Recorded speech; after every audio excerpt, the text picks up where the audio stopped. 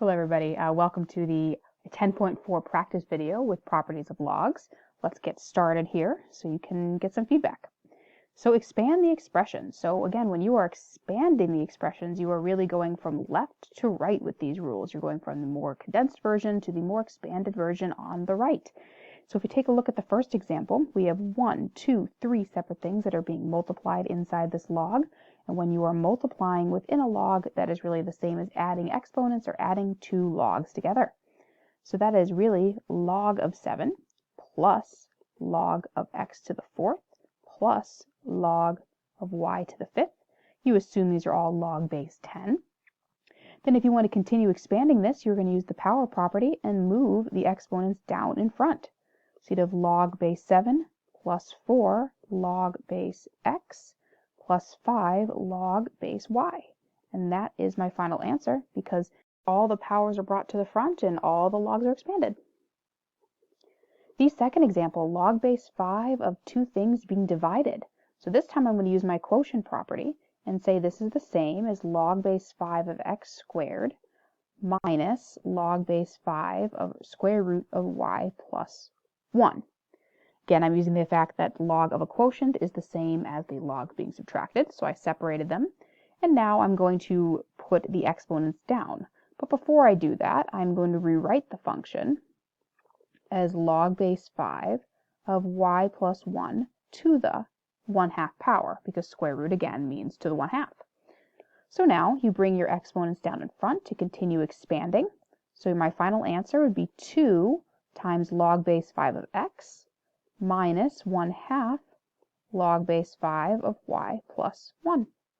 And this one is my final answer because, again, I can't do anything with this because log of something being added is not a rule. It's only a single log with multiplication leads to two separate logs being added, not log of two things. You don't have a single log with two arguments being added. That's not a log property. The third example, we have ln of a bunch going on in here. We have x to the 6th and the square root of 3x minus 5 being multiplied. Then we're dividing by x minus 2 to the 10th. So if we'd like to expand this, when you see two different things being multiplied in the numerator, that means that you're really adding two separate logs. So it'll be ln of x to the 6th times ln of square root of 3x minus 5. But then when you're dividing by x minus 2 to the 10th, that means you're really subtracting a log of x minus 2 to the 10th.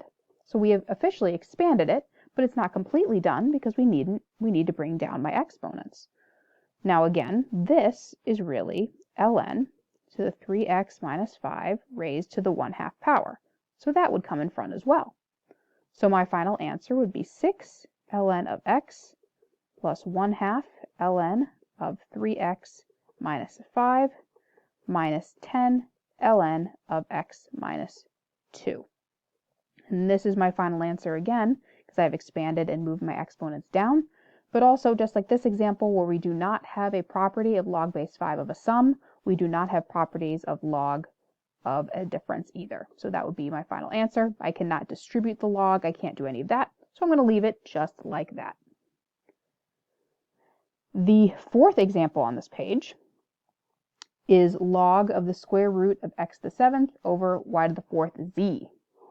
Now this time, my suggestion is you see everything is raised to a square root. That is the same as x to the 7th over y to the 4th times z, all to the 1/2 power. So what I would do now is move the exponent down in front. So you'd have 1/2 log of x to the 7th over y to the 4th times z. Now, like the notes video, what I'm going to do is put the 1/2 out in front with a bracket, because this 1/2 is going to apply to everything that I do from now on. If I see x to the 7th on the top, I'm going to write log x to the 7th first. And then, because both of these are in the denominator, both of these are being subtracted. So it would be minus log of y to the 4th, and then minus log of z. And you're really using the distributive property, but again, two things in the denominator lead to subtraction. Close that bracket. The 1/2 now applies to every single one of these logs. But before I apply that 1/2, I need to bring down my exponents. The 7 needs to come down, the 4 needs to come down. So I'd have 1/2 times 7 log of x minus 4 log of y minus log of z. And again, you're assuming these are log base 10. So my final answer would be applying the 1/2 to everything. Hello, glitchy screen. Please stop. If I distribute that 1/2, we would have 7/2 log of x minus 4/2 is really 2 log of y minus 1/2 log of z. Final answer. So all those were expanding. Now let's do a little practice with condensing. So we're trying to go from this time from the right side to the left side of these properties. So for this first one, first thing we generally want to do is use the power property with these, is move the exponents back up. So we'd have ln of x minus 2 to the third plus ln of x plus 1. The reason we're moving the exponents back up is if they're on the top, the whole thing is smaller or more condensed. Now that we have two separate ln's being added, or two different logs being added, we need to get back to this position where we have a single log, or single log base e or ln, of something. Because these somethings are being added, that means the arguments are really being multiplied. So we'd have x minus 2 to the third power times x plus 1. And honestly, I'm going to write that more neatly, but I would leave your answer like this, because I don't see a point in actually multiplying this out all the way. So x minus 2 cubed times x plus 1, close parenthesis. This would be a simplified answer that I'm okay with. The second example here, we have the 1/3 power, which applies to everything, and I'm going to apply that in just a minute. I'm going to first move all my exponents back up. So we'd have log base 8 of x to the 4th plus log base 8 of y to the 9th minus log base 8 of z squared. So again, I will apply the 1/3 in just a little bit, but first I want to think about how we can make these three logs into one single log. If I have two separate logs being added, that ends up being a single log multiplied, and if I'm subtracting two logs, that's log of a division. So these two here are being added, so that would really be log base 8 of x to the 4th times y to the 9th. But then this z to the 2nd is being subtracted, so it is really being divided. So we're doing all of these at the same time. And so this so far is my answer, but we still have this 1/3 in front. If we're continuing to condense this, this 1/3 has to go to the top. So we'd have log base 8 of x to the 4th, y to the 9th over z to the 2nd to the 1/2, which is better written as log base 8 of the huge square root, because 1/2 means square root of all of this, x to the 4th, y to the 9th on the top, z to the 2nd on the bottom. And this would be my final condensed answer.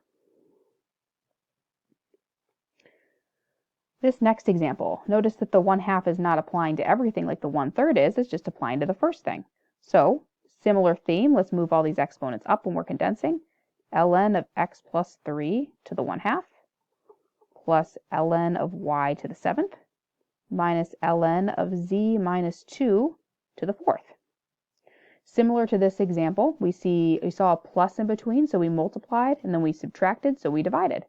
So if we want to make this into a single ln, it'd be ln of x plus 3 to the 1/2 on the top, y to the 7th on the top, but then z minus 2 to the 4th on the bottom, because we are subtracting it.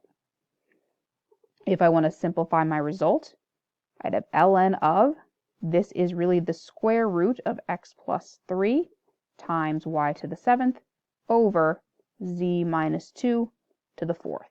Again, there's no point of multiplying this out. This would be my final condensed answer.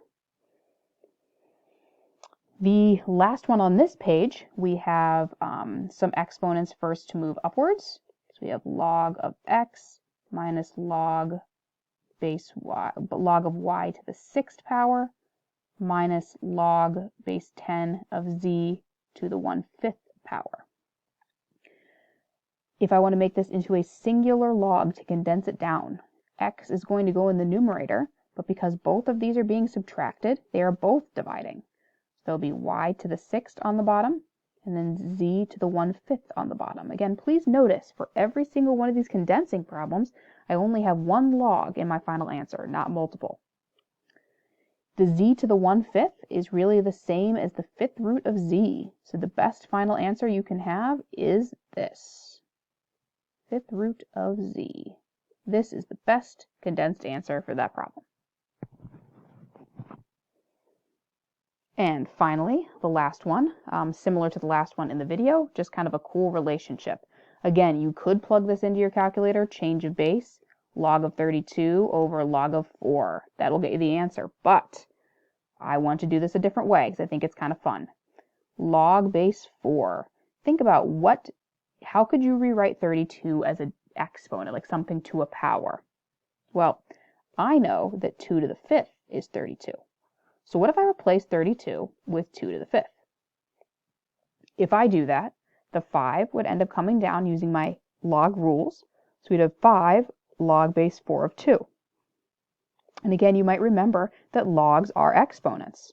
So this is really equal to an exponent. So let's think about it. 4 to the what gives me 2. Similar to the video, the notes video, the square root of 4 is 2. So that means that 4 to the 1/2 is 2. So this entire thing can be replaced with 1/2. And then again, similar, we multiply that by 5. So funny enough, the practice question is the same answer as the notes video. The answer is 2.5. And if you use the change of base formula, I even just double checked it. This answer is also 2.5. Kind of cool, I think. All right, guys, feel free again to use this video as many times as you need. Hope it was helpful. Again, contact me if you need me.